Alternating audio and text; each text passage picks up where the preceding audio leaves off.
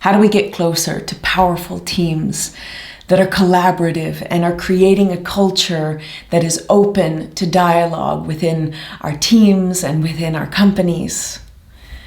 The answer is actually in the question. We get closer. There's a great quote from Abraham Lincoln, and he says, I don't like that man. I must get to know him better. There's something that we see oftentimes is this fact that distance often breeds difference. It's us and them, instead of an opportunity to find those moments where we share common ground. Because from a distance, it's easy to judge. It's easy to miss all of the common points that make us human, that make us vulnerable and sympathetic and able to find those places where we reflect ourselves in someone else. From a distance, it's easy to miss those reflections. This is where the heart of collaboration happens.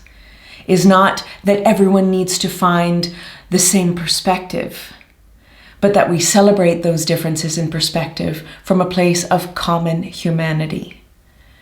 When we allow ourselves to get closer as human beings to one another and get curious about what's there behind all of my previous assumptions.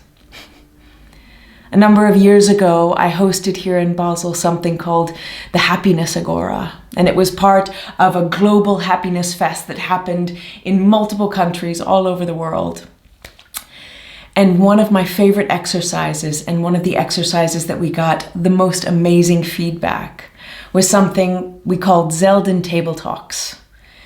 And I originally got the idea from a fellow named Zeldin, who believed that there was so much richness all around us.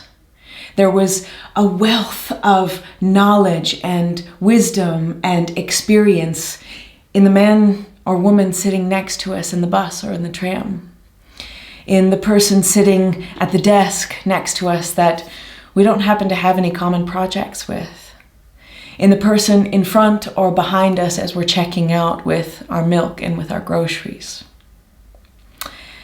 And so he developed something that's a bit like a menu, except instead of food, there were questions. Opportunities to skip over some of the usual surface level dialogue and dive into the things that light us up. Not necessarily our deepest, darkest fears and secrets, but those things that get us excited.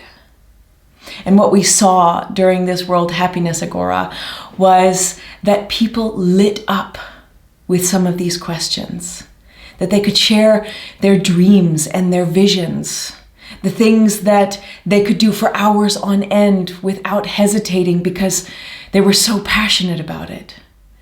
And all of these little connections began to be made in these one-on-one dialogues.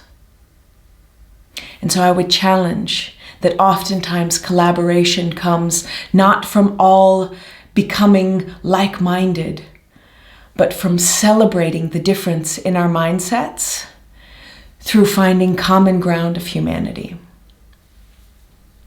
So how can you get a little bit closer today?